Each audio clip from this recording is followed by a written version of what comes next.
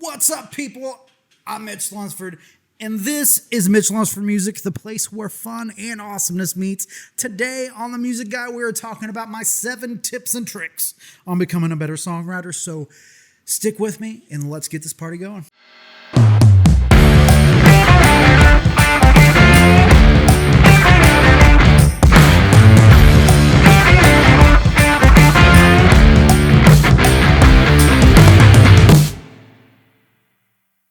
So my first tip, I steal directly from the famous writer, the famous author, Mr. Stephen King.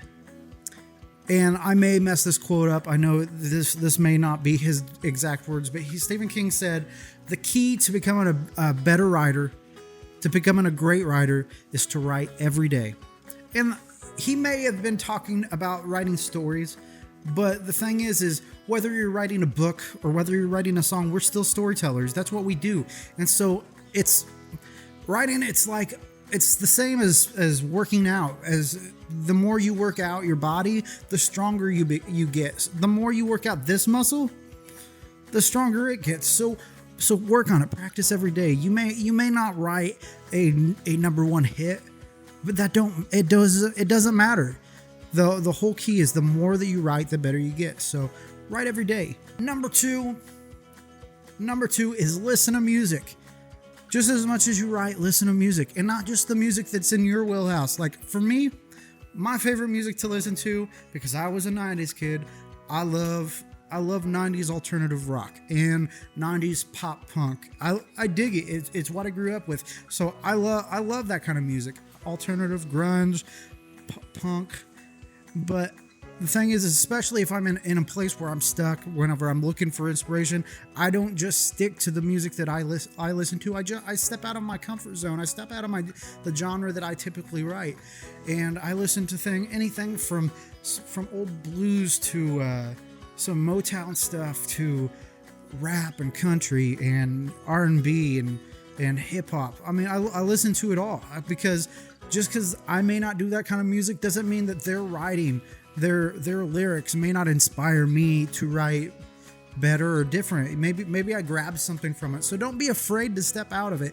Especially, I think the hardest thing is whenever you're so stuck in one genre that you're like, oh, that if it's not country, then it's not music, or if it's not metal, then it's not music. If it's not rap, it's not music. Get out of that, because just because they may not be your style of music, there's so many talented songwriters out there. So don't be afraid to step out of that and learn from that and take in some inspiration. So listen to music outside of your wheelhouse. Number 3, make a routine. And if you're anything like me, which I think a lot of creatives are, time management is a hard one for us. A lot of us, I'm not speaking for everybody, but a lot of creatives, they live their life in some kind of organized chaos, and time management is a rough one. But I've made a point every day. For instance, for me, every day my boys, they go to sleep at between 8 and 9, and I have 3 little boys, but they go to sleep between 8 and 9, and so at that time I get my cup of ice, my cup of tea, or pop or coffee or whatever, and I'll sit down at my desk and I grab my notebook, because I prefer pen to paper. But I grab that and I make a point to write, whether it's just ideas or whether it's actually writing a song. I make a point to do it every single day. And so maybe for you, maybe it's in the morning with your cup of coffee, or maybe it's at lunch on your lunch break, because we don't have to rely just on piece of paper. Everybody in the world has one of these smart devices right here. It's at the touch of our fingers. We can do anything we want. So none of us have an excuse not to write every day. So whether it's 5 minutes or an hour, or however much time you have, make a point to do it. Number 4, write now, edit later. I don't know how many times I've wasted so much time because I get like a verse done and it's sort of like how I wanted it, but the more I read it, the more I'm like, no, I don't like that. Let's rewrite it. And then I'll rewrite that. And then I'm like, nope, that's still not doing it. So then I mark that out, and then I start writing it again. Now, and then I spend all night doing nothing but rewriting the same verse, editing it, and you waste so much time. I think the biggest thing is, as long as you have an idea of what you want to write about, write that in its entirety, and then go back later on after you're done, and then you can edit it. Then you can make those changes, because the thing is maybe that first verse may not be perfect, or maybe that hook or that chorus may not be perfect, but that second verse, it says it all, and you read that and you're like, oh, I love that. I'm going to take something this vibe that I have out of that second verse, and I think that it can make that first verse better. And so, because for me, for my creative process, sometimes I don't really know the vibe I'm going with. Sometimes I'm just like writing on the fly, and it kind of develops as I'm going, and it can morph into something completely different than what I originally set out to do. So yeah, I mean, I get that creative inspiration sometimes from things I've written further on down on the page. So right now and edit later. If you're enjoying this video and you're getting something out of it, which I hope that you are, please consider subscribing and smashing that like button.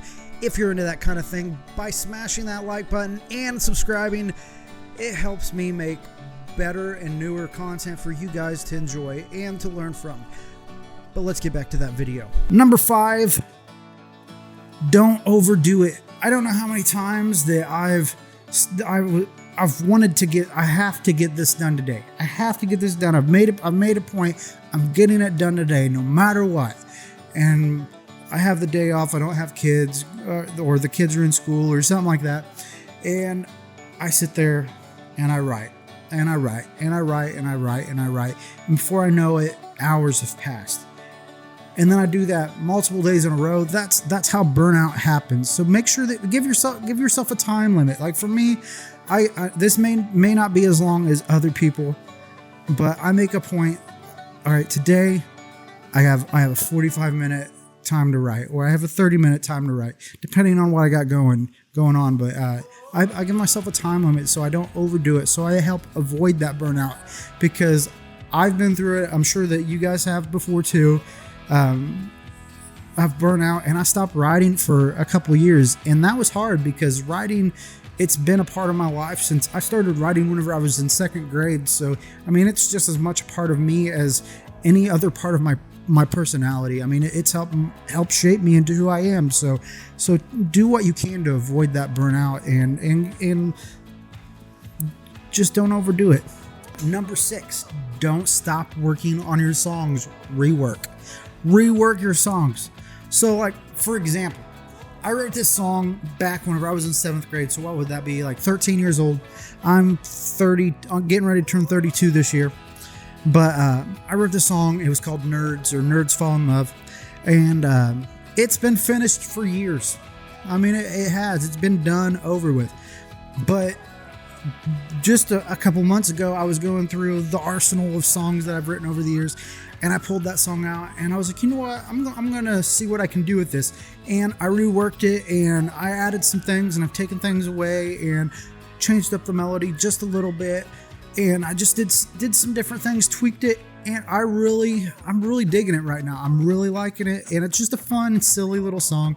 And it's probably never going to be a number 1 hit, but I don't care. I took it, and especially from the experiences that I have now versus the experiences I had back whenever I was 13 years old, there's a vast difference between my life experience now, and I've been through things, so I could add things that I've learned over the years to make this song something better. So don't be afraid to rework your songs.